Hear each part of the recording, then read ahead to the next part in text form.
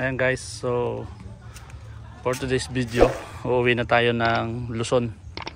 So andito tayo ngayon sa Balingasag, Misamis Oriental sa Mindanao. Ngayon, ang check natin ay yung engine condition at saka yung mga coolant nya. So ito is sa wiper. Ito tinap up naman to nung nagpa PMS sa Toyota Cagayan de Oro. Ayan, full naman siya. At saka yung oil coolant natin, sorry, engine coolant natin, ayan, full naman yung status nya. Ngayon check naman natin yung oil. Check naman natin yung oil nya. Dipstick, then dipstick nya. Yan, full naman siya guys, nasa high level.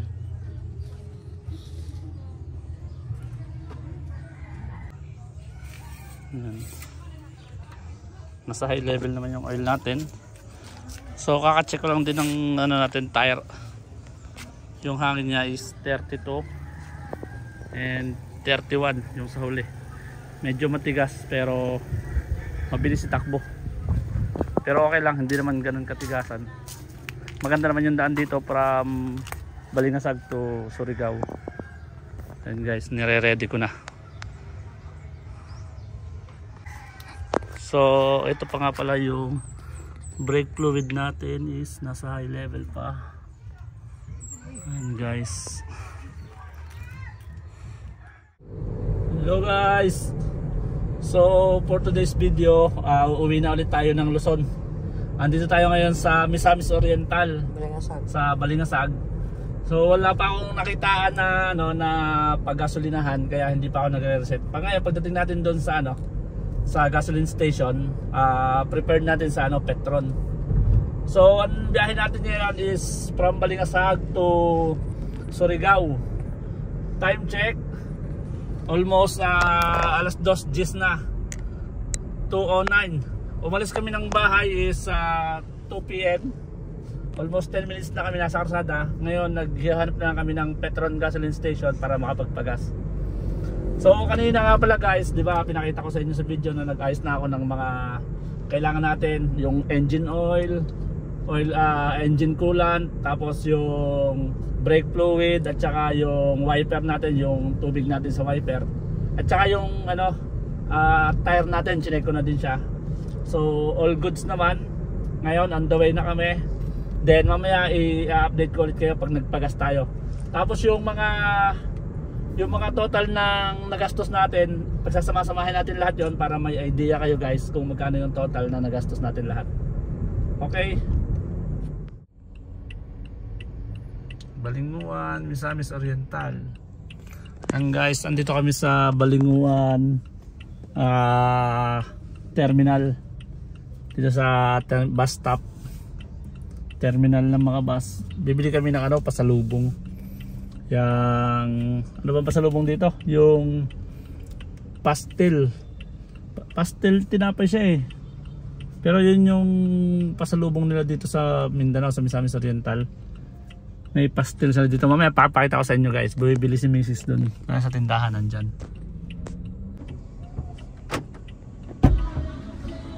Patingin nga ng pastel. Ha? Patingin ng pastel. Ayan, yun yung pastel guys. Ano yung tinapay no? Yun siya sa kami classic yema, ayan no. Classic yema pastel. Madami ng flavor pero ito ang the best. Ayan guys, bumili kami ng pastel para sa mga katrabaho natin dito sa Sorsogon. Okay, halis muna kami. Hello guys, Hinog City na tayo guys from Balingasag, pero ano pa rin to, sako pa rin siya ng Misamis Oriental. Medyo maganda yung daan, tapos mga tuwid guys. Time check tayo, 3:23. yan, almost 1 hour and 23 minutes na tayo nagbabiyahe dahil umalis tayo ng bahay alas 2. So from Balingasag hanggang Surigao, estimated time natin is 5 hours. Ayan guys, So kung umalis tayo ng alas 2, 5 hours, mga anong oras tayo nandun? Baka mga 8 or Mga 7 PM or 8 PM estimated natin. depende sa traffic. Tingnan natin kung kayong kalagayan ng traffic guys. So target natin 7 to 8 PM nasa Surigao tayo guys. Guys, ganito yung mga tricycle dito sa Mindanao. Ayan, medyo malalaki sila. Ayan guys, oh. Pangmaramihan. Siguro kasi dyan ang 8. At meron pa sila dito ang tinatawag na ano, yung Rela. Yung mukhang jeep. Mamaya pag nagkita tayo, ipapakita ko din sa inyo guys. Yan ang motorela nila dito guys. Yan, nasa unahan guys. Mukhang jeep. Yan guys. So andito na tayo sa, papasok tayo ng Hingoog City. Dire-diretso lang to guys hanggang Surigao. Bali dadalaan natin ang Butuan. Ayan, Claveria, Butuan. Ayan guys. Pero meron ba kayo dito? Ayan guys, nakakita tayo ng paggasolinahan. Full tank po. Regular? Unleaded yan oh. Unleaded full tank natin. Full tank? Yes po. Okay, nandito tayo sa Hingoog City. 0 sir. Yes sir. 0. Mura yung gasolina dito guys oh. 56.4 lang isang litro oh. Ayan oh. Mura dito no. Ayan oh. Petron Hingoog 56.4. Kuya, naamoy kasilyas? Naamoy CR? Ma'am? Naamoy CR? Sa panlalaki lang tayo CR ma'am. Pero okay ra bang CR itong babae? Share ka muna. And guys, nag 20 kilometers per liter tayo.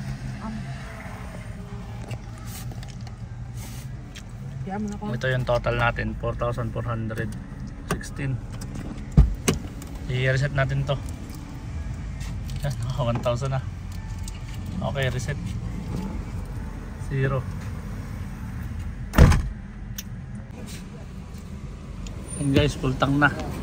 So naggas tayo ngayon ng 21 liters 0.26 and 1,200 piso na lang ang kulang. Okay na. Okay guys, nakapag gasolina na tayo dito sa Hingoog City. So ito yung magiging reference natin. Yan, trip A naka 0 na yan. Yung trip B natin naka 0 na din. Okay, naka 0 na din yung trip B. Then oras natin 3:48 PM. Ito yung gasoline station Hingoog. Bali ang litro dito ay 56.4 ang per liter. Okay guys, so let's go. Dire-diretso na tayo ng Surigao. Diretso na kami ng Surigao. Surigao City. Okay guys, ganyan to yung araw. Ayan yung araw. Butuan yan. Ayan, Butuan. Sunod yan Surigao. Sunod dito Surigao. Okay guys, let's go. Guys, andito na tayo sa huling municipality ng Misamis Oriental, ang Magsaysay. So pag nakalampas tayo dito sa Magsaysay, next region naman tayo ang Caraga region. So ayan, by region yung tatawirin natin hanggang makarating tayo ng Bicol region guys. Napakalayo ng biyahe natin. Okay lang dito sa Mindanao dahil maganda yung daan. Nakapansin nyo naman, almost 100 kilometers per hour yung takbo natin dahil nga maganda yung daan. O tayo, mapuno, tapos malawak yung karsada. Ayan guys, kaya masarap magbiyahe dito sa Mindanao. Hanggang Surigao ganito yung daan. May mga road works naman pero hindi naman ganun kagrabe, unlike dito sa Leyte at saka sa Samar. Ayan guys oh, para ka nasa expressway. Update lang guys dito sa may Caraga region. Galing tayo ng region 10. Dito sa mga kurbada sa pabundok may mga roadworks dito, kaya medyo ingat din tayo. Pero hindi naman sila nagkulang sa mga signages. Update lang para may idea kayo kung ano yung meron dito sa Caraga region. Tapos yung mga kurbada nila, biglang kurbada tapos biglang gawa ng karsada. Kaya para mabubulaga ka, pero okay lang naman dahil may mga signages naman sila. Malapad yung daan. Oh, malapad yung daan, no. Ayan yung mga nadaan natin, laki ng truck may bus. no. Ito yung masama sa araw pag babiyahe kayo dahil may mga kasabay. Okay. Hello, Caraga region. Unahan natin yung truck. Ayan. May mga checkpoint din dito guys. Bago lumabas at pumasok ng bawat region, may mga checkpoint guys. Ayan, you are entering the Yan, Agusan del Norte na. Agusan del Norte. Sige daw, Ayan, yan guys. Meron dito, isang muna tawhan para kitang kita. Yan, we are entering to Agusan del Norte. Yan, ay Caraga region, larong-laro ay. Caraga region. Ayan guys, Caraga region. Welcome to Carmen. Ayan guys, Caraga region na tayo ha. Kitang-kita nyo naman. Region. Puro bundok guys. Ahon lusong tayo guys, tapos sigsagandaan. Ayan, sigsag na naman. Nakakalula. Ay. Nasa bulubundokin tayo guys. Sigsag na naman.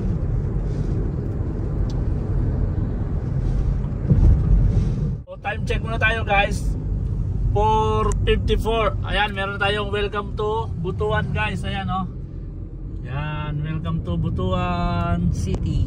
Okay guys, andito na tayo sa Butuan City. So yun nga, mag-aalas 5 na ng hapon. Nang umalis tayo ng bahay is 2 PM. So ito ba yung odometer natin is 66 yung odometer natin from Hinuog City. So ngayon papasok na tayo ng Rotonda papuntang Butuan City. Hindi tayo papasok sa city sa loob. Hindi ba may bypass ka dito? Hindi ko alam. Keep right to Butuan, Rotonda. Ayan. Ito yung airport nila nasa kabila. Oo. Airport yan. Dito tayo tayo na wala. Ito meron dito bypass. Hindi ko nga alam. Hindi ko sure kung may bypass dito guys, pero ayun naman nakalagay.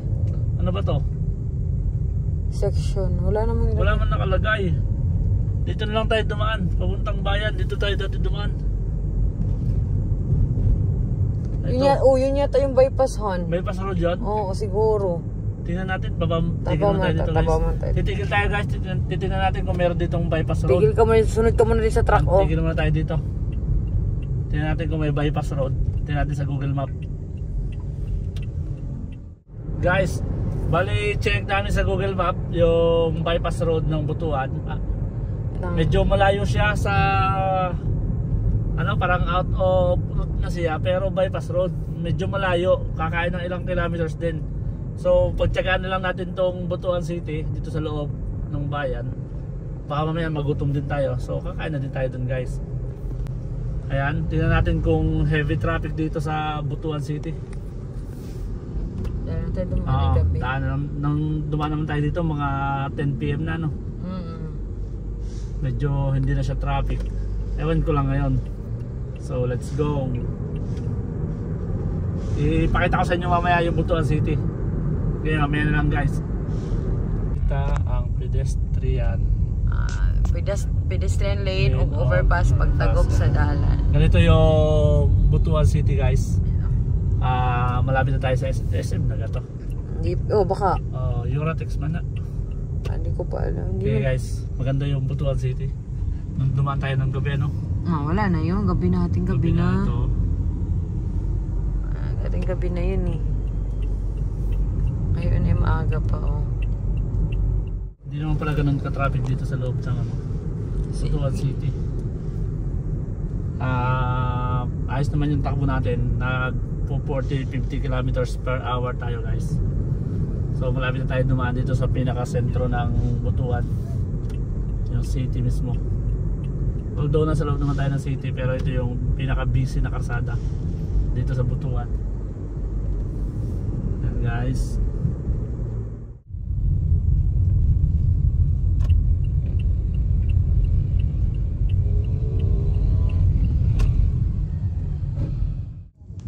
Traffic dito sa Butuan guys, mga 2 minutes na.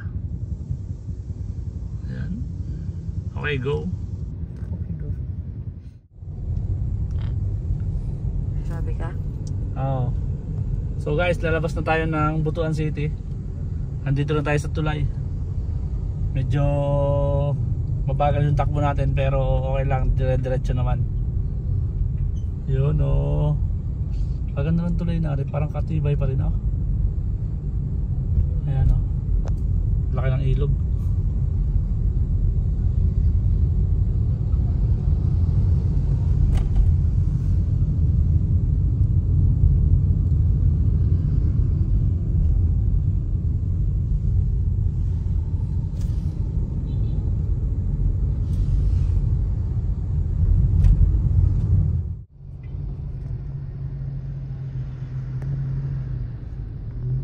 Guys, so dito tayo sa left side. Pag nag right side ka, papunta tayo ng Davao City. Yan daw. Okay, dito tayo sa right side. Left side guys. Diretso. Dire-diretso lang tayo. Yun o. Yan, nakalabas na tayo ng Butuan City. So dire-diretso na to, papunta ng Surigao. Hindi na masyadong traffic guys. Yung pala yung kanina sa diversion, yung pala yung papuntang yung diversion road nila, papunta pala yung Davao yun. Kaya pala dalawa yung diversion exit niya. Yan guys, medyo madilim na. So time natin 6 PM, kakasakto lang 6 PM. Kakalampas lang natin ang bayan ng Kabadbaran. Kabadbaran City So kilometers natin, check muna tayo ng odometer. Ayan, 107 kilometers na. Full tank pa rin. Okay, may checkpoint magdaan tayong checkpoint. Okay, kuhin mo. Ayan, daan tayong checkpoint guys. Kabadbaran City, lalabas tayo ng Kabadbaran. Ayan, may mga checkpoint. Okay. So full tank pa rin tayo guys, 107 kilometers na from Hinuog City. Okay guys, isang oras na lang siguro nasa Surigao City na tayo guys. Guys, dito may mga tindahan ng pasalubong. Hindi ko sure kung ano to. Ay, dried fish Mga bulad ya. Oo, dried fish. Kung marami tayong mga bulad. Wala, hindi natin, wag na Ano? Dried fish, Mga bulad pala yung tinda nila. mga dried fish. Mga dried fish. Sige, wag na lang, wag natin pagdagan. Meron pa tayo sa time check tayo guys, 6:45. Ayan, andito tayo sa ano bang bayan to? Hindi ko alam kung anong bayan to eh. Guys, andito pala tayo sa Alegria Municipality. Bali, bumibili lang kami ng pagkain dito sa 7-Eleven. Ayan, Surigao del Sur na ata tayo? Surigao del Norte. Ito pala ay Surigao del Norte. Ayan guys. So 7-Eleven, ayan. Doon sa labas. Hintayin lang natin guys. So from dito sa akin natatayuan natin sa Alegria, 40 minutes na lang to Surigao City. Tapos maghahanap muna tayo ng ating matutuluyan doon sa Surigao. Dahil ano na din, almost 7 PM na. 6:47 yan, magsa 7 PM na guys.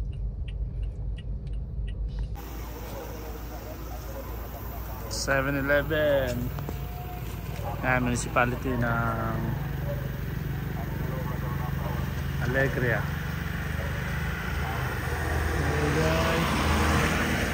Okay, alis na ulit kami guys.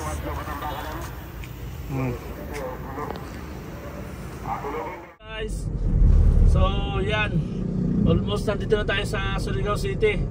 4 kilometers na lang ma-reach na natin yung pinakasentro ng Surigao City. So time check tayo guys, 7:37 ng gabi. Ayan, ang ano natin ngayon, ang pupuntahan natin ay Lipata Port para magtanong ng biyahe ng Montenegro. Ngayon pag nakuha natin yung schedule ng Montenegro, halimbawa 3 AM siya aalis mamaya madaling araw, dapat nandun na tayo. So pag nakuha natin yung schedule ni Montenegro, maghahanap naman tayo ng matutuluyan dito sa Surigao City. Okay guys, so ito na yung odometer natin from Hinuog. 188 kilometers from Hinuog, then mataas pa yung ating gasolina guys. Yan, itong Surigao ay napakagandang lugar guys, maliwanag, tapos madaming mga building din, city na city talaga siya. Hello guys, bale yan, dito na tayo sa Lipata Port. Ayan guys, Port of Lipata, dito yan sa Surigao. Ngayon hinanap namin tong bilihan ng ticket ng Montenegro. Ayan, Montenegro Line Surigao Satellite Office. Ayan, nagtatanong si Mrs. kung ano yung schedule ng biyahe nila. Ito yung ating odometer, magto 200 kilometers na, 198.8 kilometers na ang ating natakbo from Hinuog. Bali sa Balingasag tayo galing. Ayan guys, update ko ulit kayo mamaya guys. Time check 7:54. Guys, ito yung bilihan ng ticket ng Santa Clara Shipping Line. Ayan. So dito sa Surigao, sa may Lipata, medyo magulo yung ticketing nila. Hindi mo maintindihan kung nasaan yung magkakalayo yung bilihan ng ticket. Unlike dito sa Matnog na isa yung pwesto, tapos yung mga LGU kasama na. So dito sa Surigao, sa Lipata, ano sabi? Montenegro na pag-asa natin. 7 AM ang 7 AM ang pinakamaaga. Wala silang biyahe sa gabi at madaling Ayun araw. lang. So mag-aabang na talaga tayo dito sa sa Montenegro. Kailangan natin makatawid ng Leyte bago sumikat ang araw guys, para dire-diretso yung biyahe natin. Guys, nakahanap kami ng pension house dito sa tabihan ng Liloan Port. Bali dito na kami magpapalipas ng gabi. Ito nga pala yung Montenegro Lines. Ayan, malapit lang siya. So tingnan natin kung mamaya alas 3 or alas 2 makakabiyahe tayo papuntang Liloan. Ayan, dito na kami magpapalipas ng gabi. Ayan, maghahapunan muna kami guys. Ayan yung ating Toyota Vios. Ayan. Ayan guys, may baon na naman kami. Ito ay chili garlic. Kakain muna kami guys dito sa tabing dagat. Tabing dagat to guys. Ayan guys, good morning. So bumalik tayo dito sa Montenegro Lines para bumili ng ticket. Dahil ng schedule ng alis nila is 2 AM. So ngayon nandito kami sa ticketing booth ng Montenegro Lines. Ito guys, tingnan natin. Time check muna tayo guys. 12:51 AM. So nag-hotel muna kami dito sa XL Pension House. Yan yung tinuluyan namin. Tapos ito yung Montenegro Lines. Ayan guys, malapit lang. Tapos ito na yung pier, yung papasok ng Port Lipata. Ayan guys, so bili muna kami ng ticket. Ayan, Santa Liloan, vice versa, passenger way. So guys, nakabili na kami ng ticket. Ito yung amount na pinagbayadan namin is 2,600. And then ang sa pasahero ay 370 ang regular na pasahero, 370 plus 2,600. Bali yung driver ay libre na sa 2,600 papunta ng Liloan Port dito sa Leyte. Bali yung ibang mga babayaran natin is mga PPAP at saka environmental fee or LGUP and Coast Guard. So doon na natin babayaran sa loob guys. Papasok na tayo. Magbabayad tayo ng terminal fee at saka mga ibang LGUP pa. So ayun si Mrs. nagbabayad ng sa PPA. Medyo mura yung pamasahe dito sa Montenegro dahil 2.6 lang yung binayaran natin guys. Kasama na yun sa sasakyan. Unlike dun sa ano, sa shipping company na 4,000 yung pinagbayaran natin. Ayan guys, processing na guys, processing. Nandito na tayo sa loob ng port. Ayan guys, so nakabili na tayo ng ticket. Ito na yun, hawak ko na. Ngayon ay nakapagbayad na rin tayo ng sa PPA na fee, terminal fee, which is 129 pesos.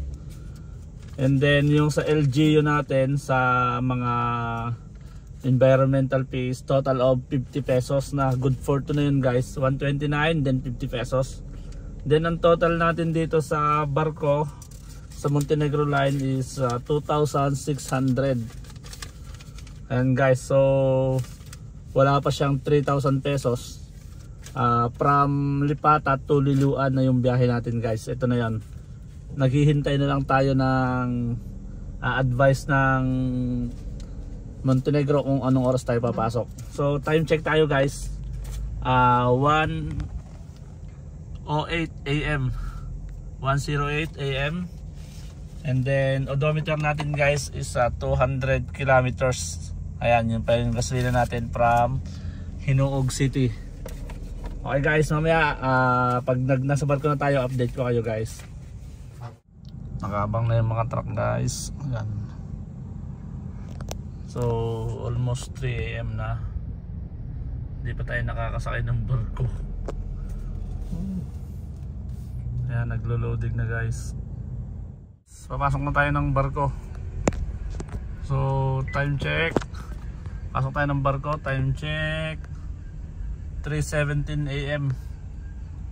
Ayan, ito yung Montenegro. So naglo-loading na sila guys. Ayan guys, so nandito na tayo sa loob ng barko. Ongoing pa yung loading nila dito. Bali nakasakay tayo ng barko is 3:25 AM. Ayan. Oh, 200. Kanina pang umaandar yung makina natin ng sasakyan. Halos dito na yata mauubos yung gasolina natin sa barko. Pag-aantay sa barko hanggang kanina pa. Alauna ng madaling araw pa tayo dito sa port. So hanggang ngayon, yan, 3:25 na. Ilang kalahating oras na lang at mag-alas 4 na guys. Ilang oras na tumatakbo yung makina at saka yung aircon natin. Time check 4:10 AM. Ngayon umaalis na yung barko. Yan, umatras na siya. Ayan, ito yan sa Lipata, Surigao guys. Good morning guys. So ngayon sakay na tayo ng barko. Bali nang umalis ang barko is 4:10 AM, alas 4 Gs ng umaga. So nagsimula tayo mag-process ng ating pagsakay dito sa barko around 1 AM. Then nakasakay tayo ay around 3:10 like that. So ngayon time check tayo 4:24 AM. Estimated time 3 hours bago tayo makarating ng Liloan Port. So 4, 5, 6, 7 AM nandun tayo. Yung estimated time natin 7 AM nasa Liloan Port na tayo. Then hindi kami nagstay doon sa taas dahil medyo mainit. Dito na lang kami sa kotse para din makatulog tayo guys, para may energy tayo mamaya. So update yun lang ulit kayo mamaya guys. Magpapahinga muna kami. Morning guys. So time check tayo guys. Kakagising lang namin, dito kami natulog sa sasakyan. Time check tayo guys. Ayan, dito tayo sa kabit. Ito guys, 6:42 AM. Andito pa tayo sa barko. Tingnan natin yung labas ko anong itsura guys. Sa barko. Ang ganda guys. Oh, ha.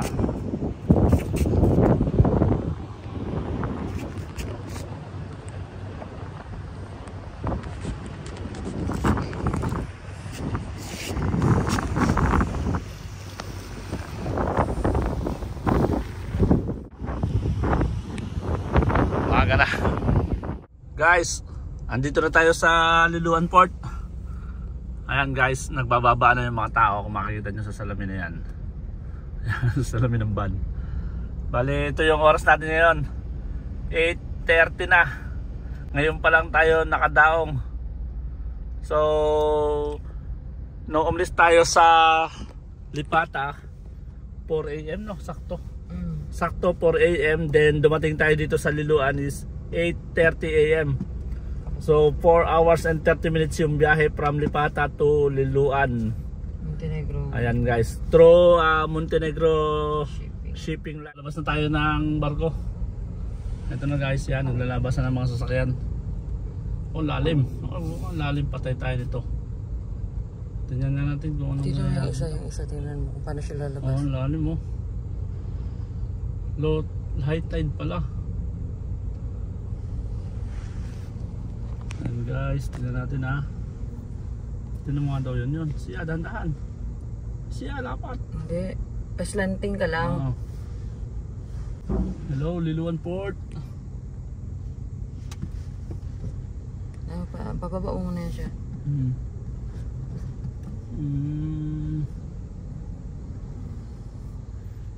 Dandahan. Tapos may dating gitna. Lalapat. May dating gitna. Huwag lalapat. Medyo malalim. Oh, yun, lapat. Lapat. Okay, lapat na. Lapat guys. Konti lang naman, konti lang. Ligahan. Hey, high tide. Kaya pala lapat, high tide. Ay, bakit? Hindi may bababa rin. Oo, mataas ang ngayon, barko. Luma pa tayo guys. Konti lang, crash lang. Agay. Wala lang, konti lang yan. Ligahan. Pero lumapat siya. Yan guys, lalabas na tayo ng ano. Lalabas tayo ng... Ito, mahal to sumingil. Ito, yan. Mahal yung Liloan niya. Yung GT Express. LCT Express. Ayun lang pala yung Montenegro. Hindi natin napansin. Yun yung bilihan ng ticket ng Montenegro. Mura lang yung ticket sa kanila. Pero dito, ayan, may paskat din dito pala oh. Hindi nga din napansin nung nakaraan. Paskat. Okay guys. Pabiyahin na tayo guys. Ay, 6 PM at 12 PM lang silahan. Dalawa lang ang kanilang ano. Dalawa lang ang biyahe ng Wala paskat. din tayo. 6 PM din nga tayo magantay. Tama nga sabi ng lalaki. 12 PM kakasabi, kakalis lang ng paskat no. Oh, yun nga. Yan na. And guys, so biyahe natin from Liloan to Tacloban. Odometer natin 200 kilometers. Yan, 201 kilometers na. Time check 8:39 nung tayo nakalabas ng Liloan Port. Okay guys, mamaya na ulit. Focus mo tayo sa daan.